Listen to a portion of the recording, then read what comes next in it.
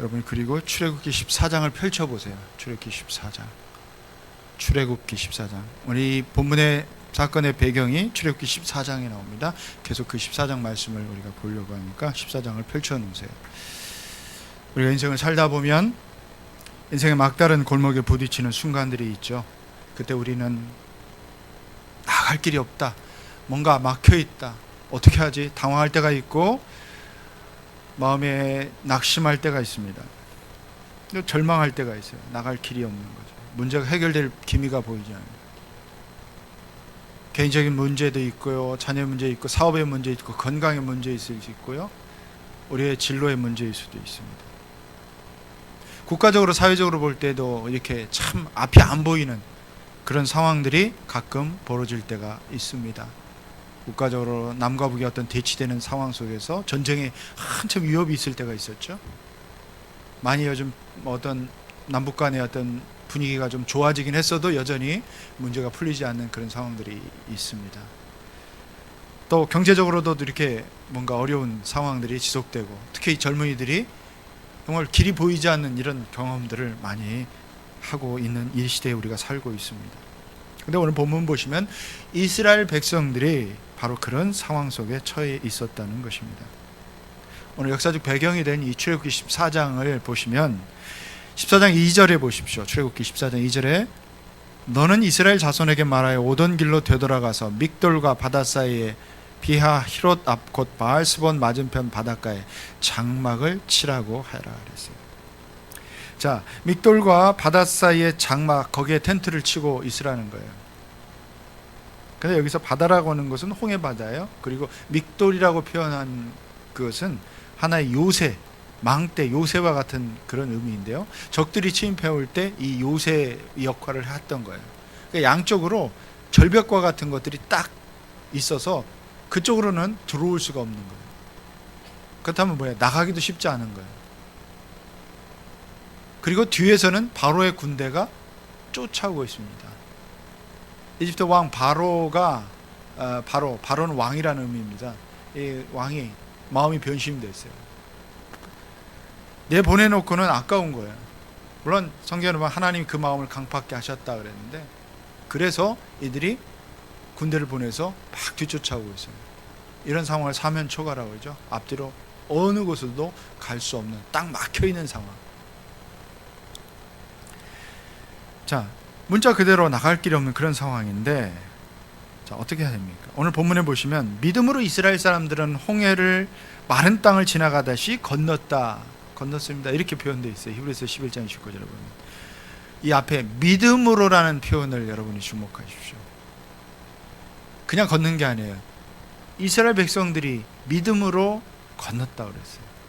그 가로 안에 뭐 없어요? 믿음으로 이스라엘 사람들은 홍해를 마른 땅을 지나가듯이 건너갔다. 어떻게 홍해를, 그 바다를 마른 땅을 지나가듯이 걸어갔느냐는 거죠. 그 결정적인 원인이 뭐예요? 믿음으로. 히브리서 11장 믿음의 장이라고 그랬죠. 믿음은 믿음으로 이렇게 되어 있어요. 자, 바다 한가운데로 고속도로를 내셨어요. 길을 가도록. 통행료도 없이 믿음으로 그 길이 열린 거예요. 자, 이스라엘 백성들, 모세와 이스라엘 백성들 어떻게 이 홍해를 건너는 믿음으로라는데, 그 믿음은 무슨 믿음입니까? 어떤 믿음이었습니까? 오늘 그 믿음에 대해서 우리가 좀 생각해 보려고 합니다. 이 믿음은 첫 번째로 주님 앞에 조용히 서는 거예요. 조용히 서는 거예요. 주님 앞에 서되 조용히, 말하지 않고 조용히 잠잠히 서 있는 것입니다. 따라서 한번 해볼까요? 믿음은 주님 앞에 조용히 서는 것이다. 믿음은 주님 앞에 조용히 서는 것이다.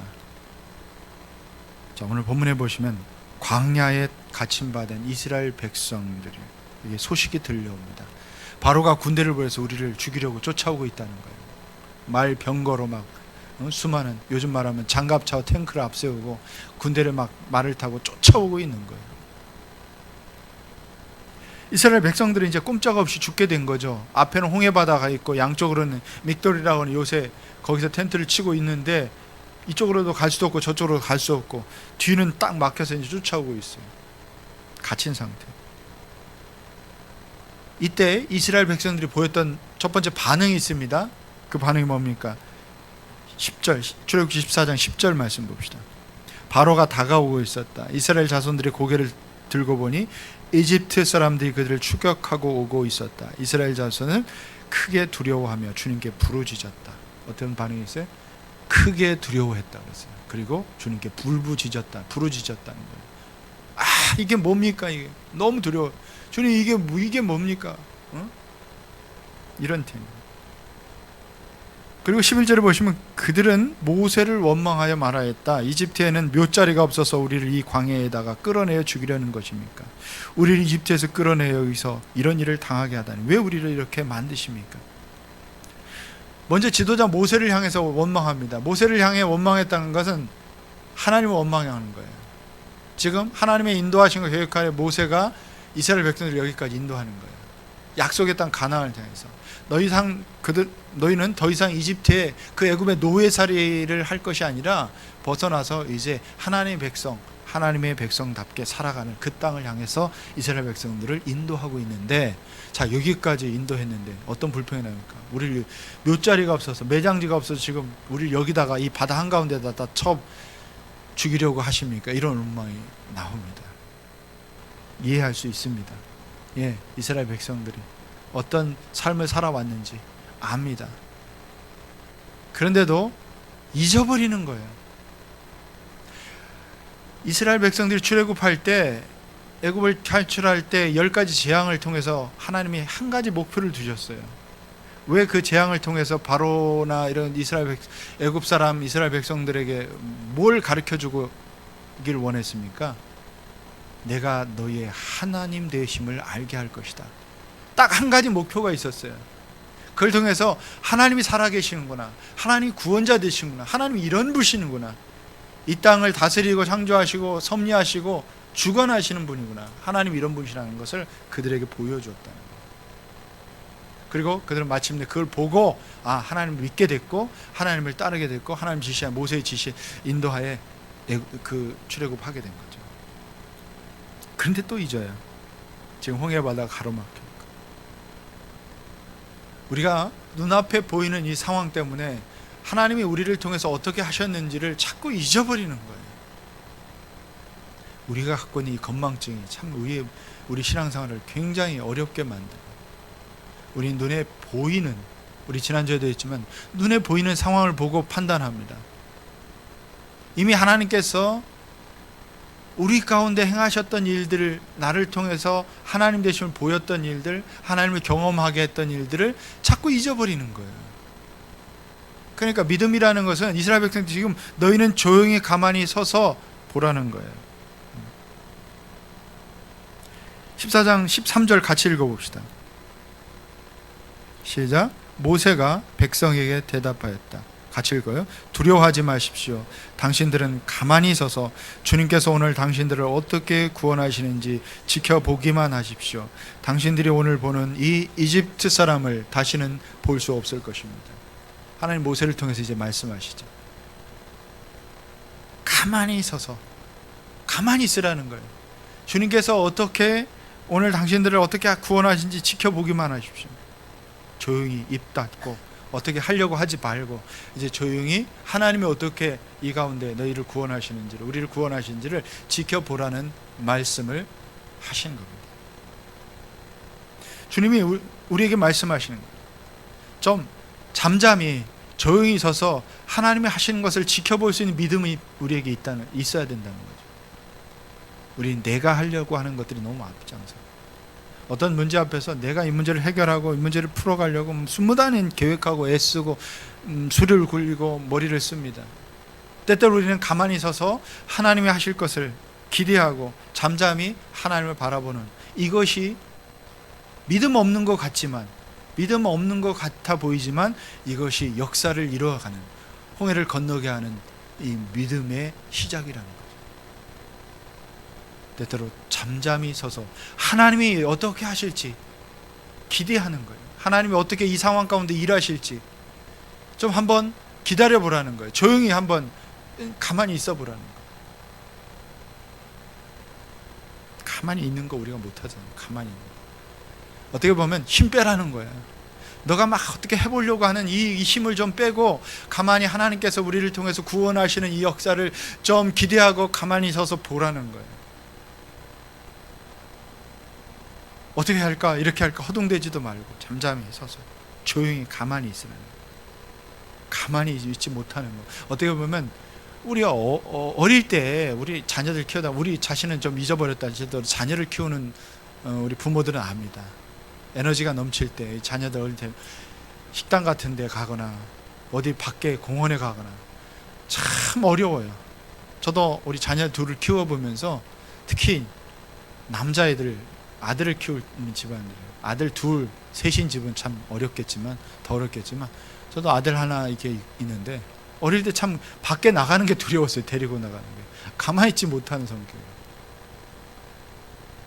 지금 다 커서 여러분 제가 그랬을까 생각하는데 정말 식당 가는 게 두려웠어요. 모든 게 궁금해요.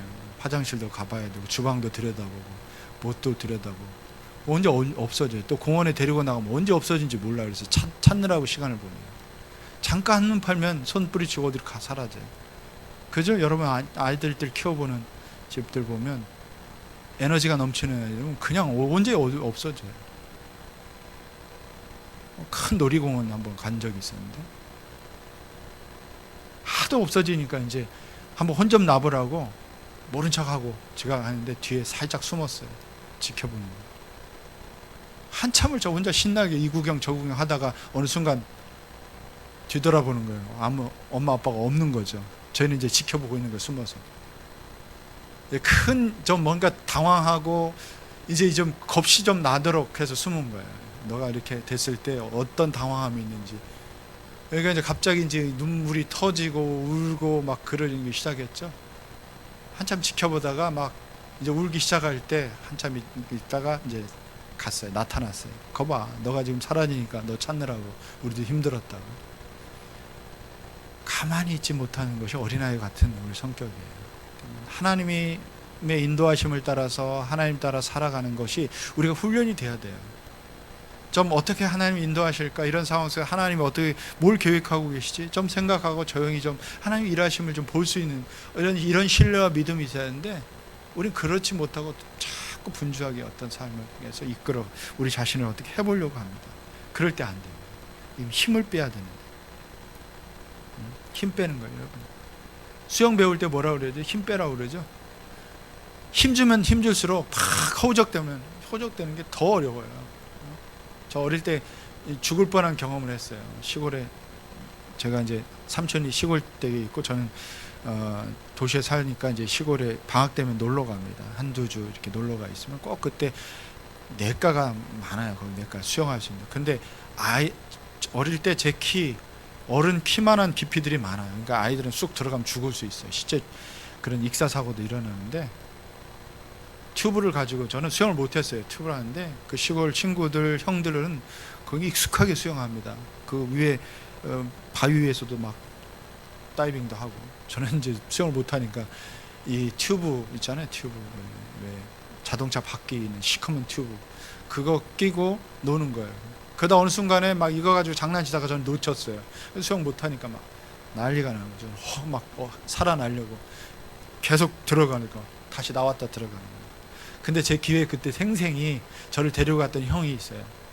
힘 빼 그러는 거예요. 힘 빼라는 소리가 귀에 막 들리는 거예요. 어떻게 힘을 빼? 근데 이제 죽게 생기니까 더 힘을 쓸 수가 없더라고요. 그러니까 하고 그냥 물 먹고 힘을 쭉 빼니까 어느 순간 조금 뜨기 시작하는 거예요. 뜨는 경우가. 그때 이제 탁 낚아채가지고 물가로 데려와서 이제 물 먹은 거 막 토해내고 그래서 제가 굉장히 물을 좀 겁내기 시작했는데 그때부터 힘 빼라는 것이 저 기억에 굉장히 있어요. 나중에 수영 배울 때 이게 뭔 말인지 알았어요. 힘을 빼니까 정말 뜨더라고요. 자연스럽게 뜨는 거예요. 우리가 하나님 앞에서 우리가 살아가면서 때도 하나님 우리에게 힘 빼라고 계속 요구하세요. 힘 빼라고. 너 힘 줘서 너가 어떻게 해보겠다고 하는 것들이 너의 삶을 또 복잡하게 만들 때가 있다는 거예요. 하나님은 때때로 우리에게 이런 경험들을 하십니다. 힘 빼는 훈련을 하게 하세요. 힘 빼고 내가 할 테니까 너는 힘 빼고 내가 이끌어가는 대로 오라는 거예요. 잠잠히 조용히 서서 내가 하는 것을 보라는 거예요. 그 말은 힘 빼라는 거예요. 네가 하려고 막 하다 보면 엉키고 헐켜서 더 복잡해지는 그런 경험들을 하게 된다는 거죠. 사랑하는 여러분, 때로는 우리가 어려운 환경을 만나고 답답한 상황들을 만날 수도 있어요. 그런데 하나님 앞에서 내 입술의 말보다 더 위대한 침묵으로 서 있어야 될 때가 있습니다. 저는 아무것도 안 하는 것이 무슨 믿음이냐고 생각하는데, 아무것도 안 하는 것이 하나님을 더 신뢰하는 거예요. 내가 해보겠다고 나서고 수많은 것들을 계획을 세고 머리를 쓰지만 그게 우리의 문제를 풀어가는 것이 아니에요. 상황을 바꾸는 것이 아니에요. 때때로는 침묵이 위대한 믿음이 될 수 있어요. 잠잠히 하나님을 바라고 하나님 하실 것을 기대하고, 그동안 막 정신없이 움직였고 뭐 했는데 때때로 하나님 앞에 잠잠히 서서 하나님 이 상황과 이 문제를 통해서 무엇을 하시려고 하십니까? 무슨 계획을 세우고 계십니까? 어떻게 일하시려고 하시죠? 이런 질문들을 하는 것, 이렇게 또 하나님이 하실 것을 기대하고 하면 잠잠히 조용히 서 보십시오. 때로는 홀로 있는 시간이 여러분 굉장히 중요합니다. 우리의 믿음 생활을 통해서, 때로는 믿음은 우리 홀로 있는 시간들을 통해서 내 자신을 돌아보게 됩니다. 지금까지 돌아온 시간들을 통해서 뭘 발견하냐면, 하나님이 우리 가운데 내 삶 가운데 인도하셨고 역사하셨던 순간들을 기억하는 건 굉장히 중요합니다. 보통 우리가 퇴수회라는 것들이 있어요. 캐토릭에서는 피정이라는 말을 씁니다. 피정해지고 해서 혼자 어디 들어가서 조용히 우리 자신을 돌아보게 돼요. 좀 요즘 기도원 같은데, 수양관 같은 좀 그런 공간들이 있어요. 너무 먼저 막 집회만 하는 기도원 가지 마시고, 때때로는 조용히 여러분 집에서, 혹은 집에서 하기 어려우면 여러분 조용히 예배당에 와서 좀 1시간, 2시간 이렇게 삶을 좀 조용히 하나님 앞에 서서 잠잠히 기다려보세요. 우리 중보기도를 하는 우리 중보기도 하시는 분들은 1시간 와서 할 때 한 15분, 20분 정도는 잠잠히 좀 돌아보고 자기 삶을 최소한 10분 정도 이렇게 삶을 조용히 묵상하는 시간이 필요해요. 자기 삶을. 그리고 하나님 앞에서 자신을 되돌아보는 거예요. 때때로는 하루 시간을, 혹은 한낮을 시간을 내서 조용히 한 시간을 좀 가져보세요. 저는 가끔 좀 제 사역의 현장을 좀 떠나서 조용히 제 삶을 좀 돌아보는 것이 얼마나 큰 유익이 있는지 몰라요. 아, 내가 이렇게 하려고 했을 때 엉켰구나. 문제가 더 복잡했구나. 하나님이 일하셨구나. 그때 하나님이 내 삶을 도우셨구나. 내가 참 하나님 앞에 이렇게 서지 못했구나. 내 삶을 좀 돌아보게 되는 거예요. 그 시간이 얼마나 앞으로 나가고 또 믿음의 삶을 살아가는데 얼마나 큰 유익이 있는지 몰라요. 지금 이스라엘 백성들을 향해서 모세를 통해서 하나님은 잠잠히 서서 내가 너희를 어떻게 구원하는지, 너희 이 도저히 보이지 않는 이 상황에 너희를 어떻게 구원하시는지 보라는 거예요. 지켜보라는 거예요. 하나님 하실 것을 지켜보는 것, 이게 조용히 우리가 서서 내가 사람이 마음으로 계획할지라도 그 걸음을 행하시는 분, 인도하시는 분 하나님이시라고 그랬어요. 우리가 이것을 경험해야 돼요. 이게 믿음의 삶이에요. 자, 지금 떠들고 불평하고 원망하고 어쩔 줄 몰라하고 돌아다니면 막 정신없이 소리치는 이 이스라엘 백성들을 해서 좀 입 좀 닫고, 좀 너희 정신없이 그러지 말고, 당황하지 말고, 두려워하지 말고 잠잠히 서서 하나님을 보라는 거예요. 내가 어떻게 이 문제를, 어떻게 이 상황을 해결하는지, 어떻게 구원하는지. 우리가 이런 훈련이 되어 있어야 돼요. 믿음의 삶이라는 것은 막 어떻게 우리가 뭘 하고 막 밤새 막 어떤 뭐 철야 기도를 하고, 또 우리가 여러분들이 막 어떤 것들을 하는 그 이전에 잠잠히 하나님 앞에 홀로 서는 훈련들을 좀 하셔야 돼요. 그런 시간을 여러분들이 갖는 거, 그게 우리의 믿음을 견고하게 할 때가 있어요. 더 하나님을 신뢰하게 하는 거예요. 내가 하지 않은 거. 그래서 이것은 하나님 앞에서 힘을 빼는 일이에요. 힘 빼라는 거예요. 네가 하려고 하지 말고 내가 할게. 그것은 우리는 하나님께 마음의 신뢰를 드리면 돼요. 조용한 시간에 조용히 서서 하나님 어떻게 일하실지 기대합니다. 하나님이 나의 삶의 이 문제를 통해서 어떻게 하실지 기대가 됩니다. 우리가 할 수 있는 것은 이런 기대감을 하나님께 표현하는 거예요. 조용히, 잠잠히. 두 번째로 믿음은 한 걸음 더 나아가서 하나님의 음성을 듣는 거예요. 조용히 서서 이제 하나님이 우리에게 들려주시는 그 말씀을 듣는 겁니다. 따라서 한번 해볼까요? 믿음은 하나님의 음성을 듣는 것이다. 하나님의 음성을 들어야 믿음이 생겨요. 하나님의 말씀을 들어야 돼요. 하나님이 어떻게 말씀하시는지 말씀을 들어야 믿음이 생기는 거예요. 이스라엘 백성들이 홍해 바다를 건너가기 전에 그들이 먼저 배워야 했다는 것은 가만히 있는 것이었고 우리 입을 다무는 것이라고 했어요. 왜 그렇게 했을까요? 쉬기 위해서. 조용해야 하나님의 음성이 들리는 거예요. 쉬기 위해서 그런 게 아니라 조용해야 내 마음의 평온을 조용한 가운데 하나님이 내게 말씀하시는 걸 귀 기울여 들어야 그 말씀이 내게 들리는 거죠. 우리가 조용하고 잠잠할 때 들려오는 소리들이 있어요. 밖에서 막 무슨 소리가 들려도요, 내 안이 집안이 시끄러우면 음악을 틀거나 아니면 TV 소리 많으면 밖에서 무슨 일이 하는지 웬만큼 큰 소리 막 밖에서 폭발 사고가 일어나지 않으면 잘 안 들려요. 근데 집안에 조용히 모든 소음을 다 꺼보세요. 그리고 가만히 있으면 밖에서 차 지나가는 소리가 들리고요, 밖에서 막 아이들 떠드는 소리도 들려요. 그래서 내가 너무 시끄럽고 막 이렇게 분주하면 안 들려요. 그죠? 마찬가지예요. 우리는 하나님의 음성을 왜 못 듣습니까? 잠잠히 조용하게 하나님의 음성, 그 귀를 기울이는 훈련이 너무 안 돼 있어요. 조용. 그냥 우리는 말은 잘해요. 말을 막 하요. 어떤 분 상담하다 보면 막 상담하러 와서 자기 이야기만, 자기 문제만 다 하고 다 얘기하고 그리고는 들으려고 하잖아요. 딱 끝나요. 그냥 제가 바빠서 좀 먼저 가겠습니다. 문제만 얘기해. 그럼 어떻게 하라는 거예요? 때때로 우리는 기도라는 것을 할 때 하나님 앞에 우리의 필요를 아뢰입니다. 하나님 앞에 우리가 간구합니다. 그렇지만 먼저 해야 될 것은 하나님 음성을 듣는 거예요. 귀 기울여 듣는 겁니다. 하나님 말씀하십시오. 하나님 듣습니다. 너무 우리가 분주하게 부산하게 움직이기 때문에 하나님 우리를 도우시옵소서. 이런 게 보면 엘리사 선지자가 그 바알의 선지자들과 막 싸우고 승리하고 하나님이 막 내리지 하늘을 닫아서 비가 오지 않게 했는데 3년 반 만에 비가 막 쏟아지는 그런 기적을 경험했어요. 야, 이제 승리했구나. 이제 이들에게 하나님이 좀 보여줬구나. 근데 아합과 이세벨은 여전히 자기를 죽이려고 막 쫓아오고 있어요. 자기는 도망가는 신세예요. 얼마나 답답합니까? 이게 뭐냐고 말이에요. 하나님 이게 뭐냐고 막 원망하고 벌떡 누워 있었어요. 그리고 호렙산까지 도망갑니다. 지금은 시내산이라고 해요. 호렙산에 도망가. 그리고 널브러져 있었어요. 하나님의 음성이 아무것도 들리지 않았어요. 그때까지는.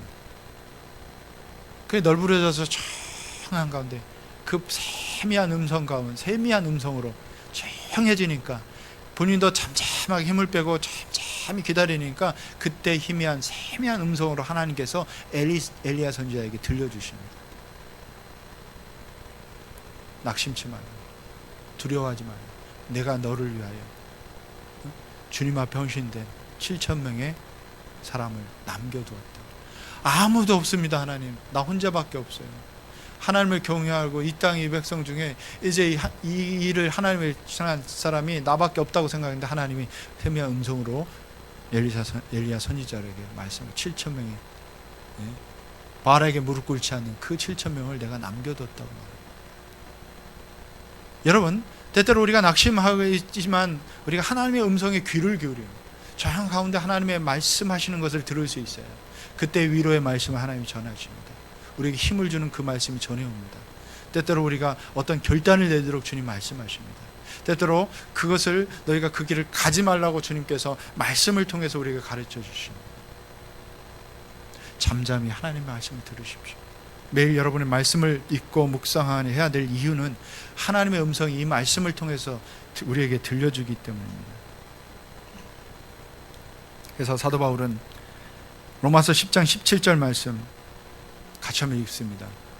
시작. 그러므로 믿음은 들음에서 생기고 들음은 그리스도를 전하는 말씀에서 비롯됩니다. 믿음은 들음에서 생깁니다. 들음은 하나님의 말씀, 그리스도의 전하는 말씀에서 비롯된다는 것이에요. 그래서 하나님의 음성을 우리가 들어야 믿음이 생기는 거예요. 더 확신이 생기는 거예요. 말씀을 듣지 않으면 자꾸 내 생각, 내 계획이 앞서갑니다. 그다음에 하나님 뭐라고 말씀하시는지, 어디로 인도하시는지 모르고 내가 생각하고 내가 계획한 대로 자꾸 가게 돼 있어요. 허둥대게 돼 있어요. 두려워할 수밖에 없어요. 그러나 여러분이 하나님의 음성을 들을 수 있는 마음의 준비가 되어 있다면 하나님께서 이런 우리에게 그 갈 길을 보여주시고 들려주시고 그 길을 안내해 주시는 거예요. 하나님 얼마나 친절한지 모르세요. 매일 저는 하나님의 말씀을 묵상하고 할 때마다 이 말씀을 통해서 위로를 얻습니다. 힘을 얻습니다.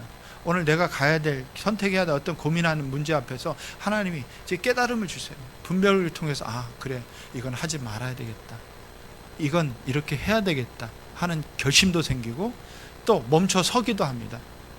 하나님 원하시지 않는 것 같아요. 그걸 생각할 때마다 하나님, 내가 이거 원합니까? 마음에 평안이 없어요. 그럴 때마다 하나님은 내가 행해야 될 원리를, 그 말씀을, 깨달음을 주세요. 말씀을 통해서 때로는 직접적으로 말씀하시는 그 말씀이 우리에게 그대로 다가오기도 하지만 때로는 그것을 해석하는 은혜도 주세요. 그래서 이렇게 하는 것이 하나님 원하시는 거구나. 하나님 이렇게 말씀하세요. 들을 수 있는 길, 주님 말씀하십시오. 종이 듣겠습니다. 사무엘이 어릴 때 사무엘이 엘리 제사장이 가르쳐준 사무엘상 3장 9절에 보면 사무엘에게 일러주었다. 가서 누워있거라. 누가 너를 부르거든 주님 말씀하십시오. 주님의 종이 듣고 있습니다 하고 대답하여라. 사무엘이 자리를 돌아가서 누웠다 그랬어요. 주님 말씀하십시오. 예, 종이 제가 듣겠습니다. 우리가 이런 마음, 이런 자세가 필요하다는 거예요. 말씀하시도록 내가 주님께 말하고 간구하고 하나님께 요청하는 것도 필요하지만 먼저 우리는 하나님의 음성을, 하나님의 말씀을 들을 수 있는 그런 마음의 자세, 그런 태도가 필요한 거예요. 이게 우리의 믿음을 키우는 거예요. 우리의 믿음을 한 단계씩 한 단계씩 조금씩 더 믿음이 생기고 더 확신이 생기고 하나님의 음성을 들음으로써 하는 거예요. 여러분이 오늘 하나님의 말씀을 통해서 내가 깨달았어요. 적용할 거리 생겼어요. 뭐 은혜를 받았어요. 근데 그것이 계속 되새기지 않으면, 하나님의 음성을 자꾸 생각하고 그 말씀, 주신 말씀을 새기지 않으면 금방 잊어버려요. 계속 매일 하나님의 말씀을 여러분 들을 수 있도록 계속 묵상하세요. 말씀을 펼쳐놓고.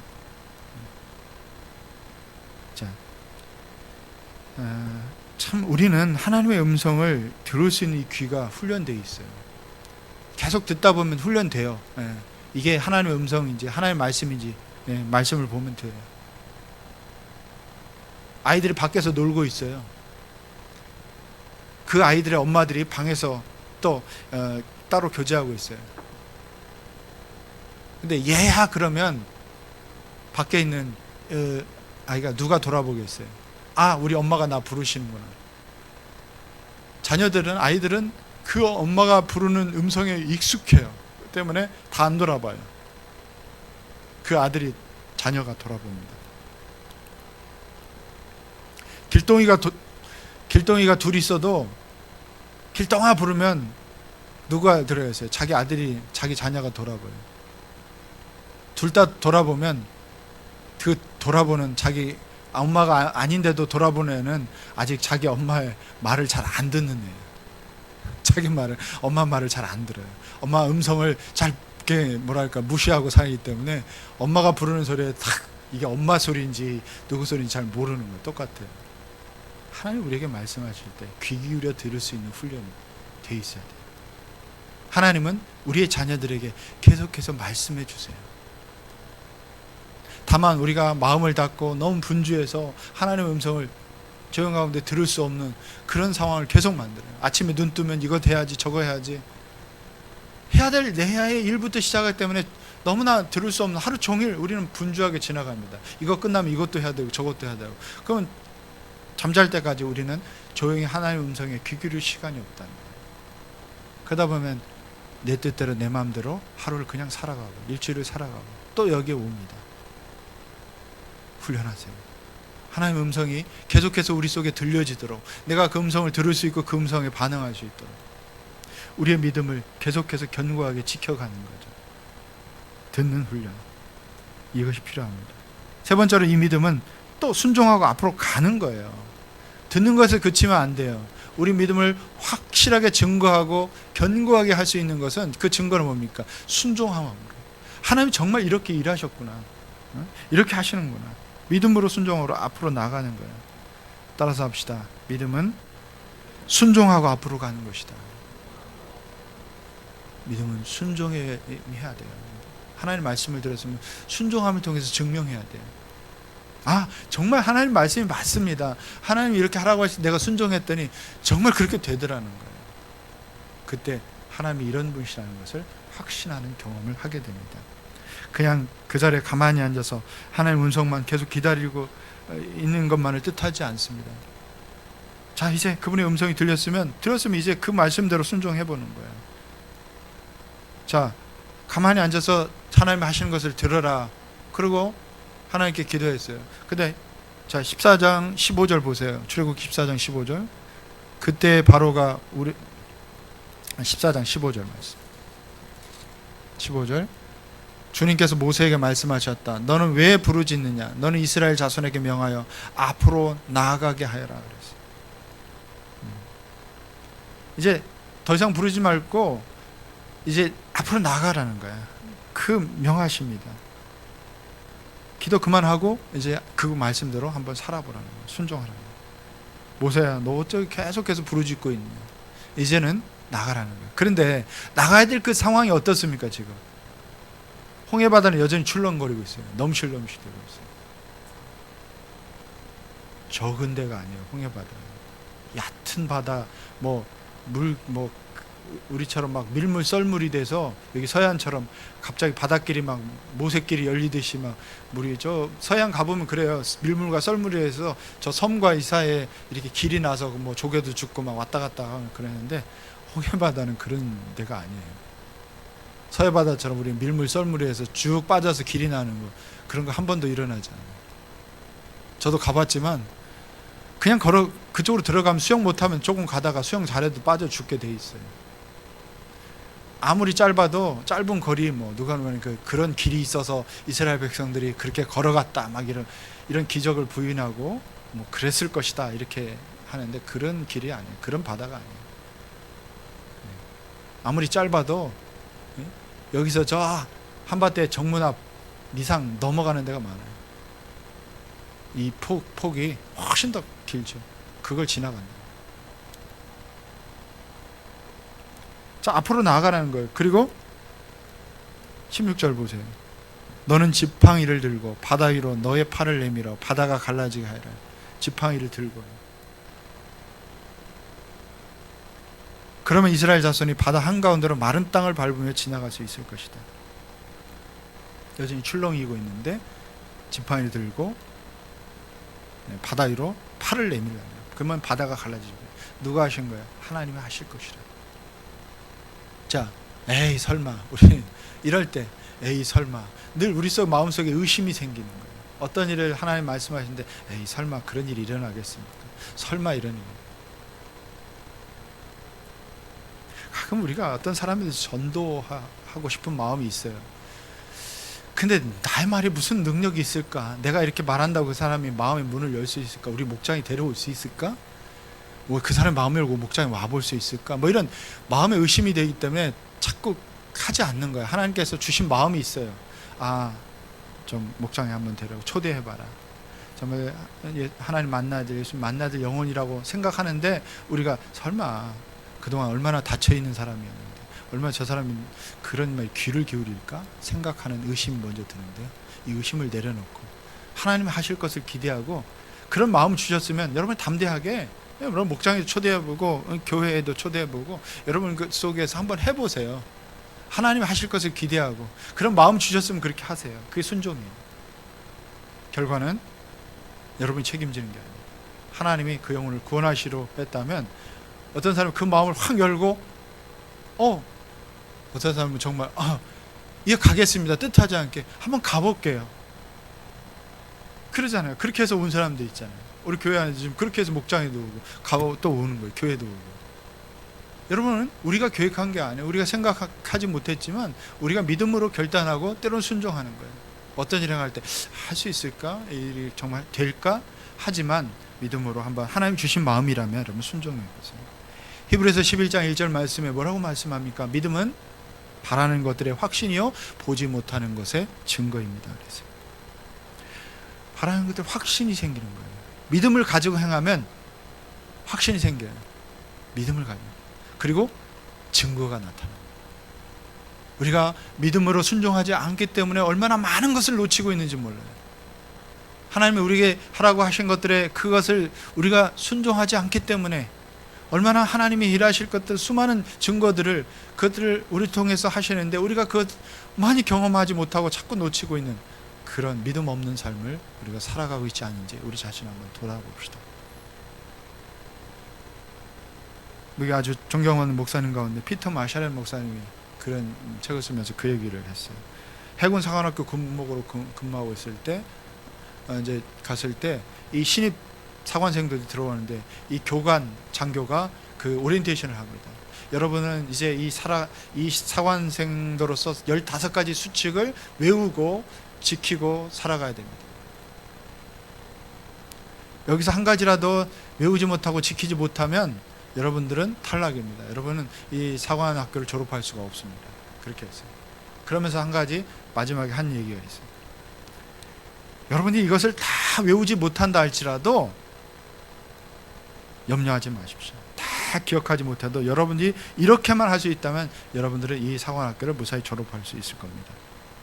날마다 이제부터 교관이 하라고 하는 것, 그 따라 지시사항을 잘 지키겠다고 마음먹고 그걸 지켜 행하면 그대로 여러분들은 15가지가 몸에 배울 것이고 이것들 수칙들이 자연스럽게 암기될 것이고 그 수칙을 몸에 익히고 그렇게 될 것입니다.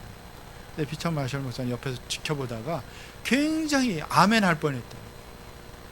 마음속에 아멘. 그렇지. 우리 영적인 삶이라는 그런 것이라는 거죠. 하나님이 우리에게 매일 말씀하시는데 그 말씀을 지켜 행하고 그것을 따라가면 되는 거예요. 우리 삶이 하나님 우리를 잘되게 하셔요. 궁극적으로 우리를 쉴만한과 푸른 초장으로 인도하실 원하시는 우리 하나님 우리 아버지세요. 우리를 나쁜 길로 구렁텅이로 막 이상하게 하신 그런 하나님이 아니시라는 거예요. 그런 믿음의 신뢰를 가진다면 하나님 하라고 하시면 분명히 우리를 좋은 곳으로 우리를 가장 좋은 길로 인도하시라는 이 확신을 이 믿음으로 가지고 있으면 그대로 행하면 그걸 경험하게 돼요. 그대로 따라하는 거예요. 순종하겠다는 이 확실한 결심만 있으면 되는 거라는 거죠. 이것을 깨달았다는 거죠. 사랑하는 여러분, 믿음은 그래서 우리의 믿음은 우리를 새롭게 소생시키는 그런 힘이 있어요. 그런 능력이 있습니다. 하나님 말씀하신 약속의 말씀을 붙들고 나갈 때 반드시 우리를 세워주시고 우리를 잘되게 하실 것이고 우리의 삶을 반드시 이끌어 가시고 그 순종의 열매, 그 증거가 우리의 삶을 통해서 나타나고 경험하게 하실 줄로 믿습니다. 여러분이 이런 믿음을 가지고 순종하십시오. 오늘 여러분이 이 말씀을 들었으면 오늘 순종하겠다고 결단하고 가십시오. 오늘 내가 결심한 거 하나님 말씀하신 걸 내가 순종하겠습니다. 그리고 여러분 목장에 또 모임에 가서 내가 이렇게 하나님 말씀에 듣고 순종했더니 하나님이 이런 은혜를 주시더라. 여러분 삶의 간증을 할 수 있을 거예요. 다시 한번 돌아보는 거죠. 오늘 여러분 가운데 내가 지금 홍해바다 같은 그 앞에 서 있구나. 좀 뭔가 문제 앞에 답답한 상황들에 서 있구나. 뭔가 풀리지 않는 가운데 서 있구나. 그럴 때 여러분 잠잠히 조용히 서서 하나님 하시는 것을 보세요. 기대하시고 하나님의 음성을 들으시고 하나님 앞에 그 음성 앞에 또 순종할 수 있는 믿음으로 나아가십시오. 하나님이 그 일을 통해서 그 문제를 통해서 그 상황을 통해서 하나님이 일하실 겁니다. 내가 너희의 하나님됨을 알게 하는 이 놀라운 경험을 이 기적과 같은 일들을 하나님 우리 가운데 행하실 그 기대감을 가지고 한번 해보십시오. 믿음으로 나아가 보십시오. 아직도 여전히 바람은 불어올 수 있습니다. 풍랑은 여전히 내 눈앞에 어른거릴 수 있습니다. 그러나 그 한 발을 믿음의 발걸음으로 한 발을 내디딛고 두려워하지 말고 여러분이 내디딜 때 하나님 그 길을 여십니다. 여러분의 막혀있는 것 같은 그 길을 열게 하실 그 하나님이심을 믿으시기 바랍니다. 믿음으로 발걸음을 내디디십시오. 기도하겠습니다.